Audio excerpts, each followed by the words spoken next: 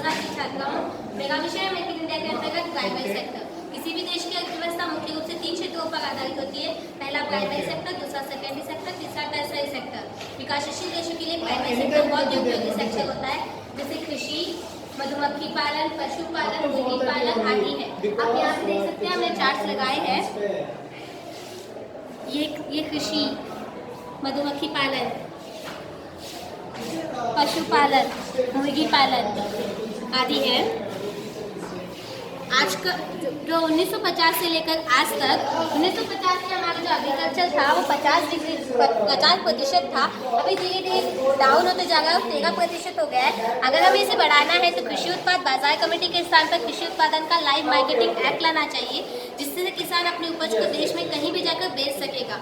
और किसानों की बहुत सी समस्याएं होती हैं, जैसे कि समय पर वर्षा ना होना, कीटनाशकों की वजह से फसलों का खराब होना और थोड़ी सी भूमि होने के कारण फसल कैसे उगाना। तो हमें उन्हें बताने के लिए नाइट स्कूल या उनके गांव जाकर हमें इन सब की उन्हें जानकारी देनी चाहिए कि हम एक साथ 2 फसलें भी उगा सकते हैं, जैसे कि कार्बोहाइड्रेट तो एक प्रोटीन, जो कि मिश्र फसल होती है। और जहाँ पर पानी की कमी होती है वहाँ पर हम बूंद सिंचाई का उपयोग कर भी कृषि को बढ़ावा दे सकते हैं। और कीटनाशकों के बजाय हम प्राकृतिक कीटनाशक, जो कि चूना और हल्दी का पानी मिक्स होता है। उसके बाद आता है पशुपालन तथा मुर्गी पालन।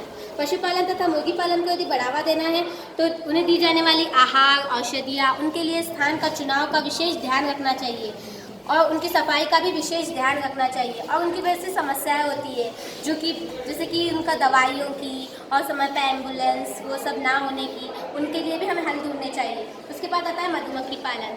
मधुमक्खी पालन के लिए हमें जो फसलों पर जो कीटनाशक जो हम छिड़कते हैं उसे कम करना चाहिए, क्योंकि वही कीटनाशकों को मधुमक्खियाँ चूसती है और अपने छत्ते पर जाकर छोड़ती है, जिससे वो मर जाती है और जिससे हमें शहद भी नहीं मिलता और परागण की क्रिया भी नहीं होती है। उसके बाद आता है मत्स्य पालन। अगर परागण की क्रिया नहीं होती है तो उससे हानि क्या होगी? परागण की क्रिया अगर ना होगी तो हमें फल फूल नहीं मिलेंगे, शहद भी नहीं मिलेगा। उसके बाद आता है मत्स्य पालन। मत्स्य पालन को यदि बढ़ावा देना है तो मछुआरों को अभी के जो नए नए जाले आए हैं उनके बारे में नहीं पता, तो हमें वो जो नए नए जाले आए हैं उनके बारे में उन्हें बताना चाहिए। और धीरे धीरे जलाशय कम होते जा रहे हैं, तो हमें नए नए जलाशयों का निर्माण करना चाहिए, जिससे मछुआरे उसमें अपने मछलियों को उत्पन्न कर मत्स्य पालन को और बढ़ावा दे सकते हैं। उसके बाद आता है सौर ऊर्जा।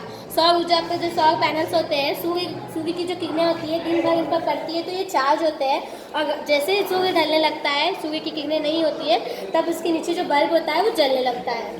धन्यवाद।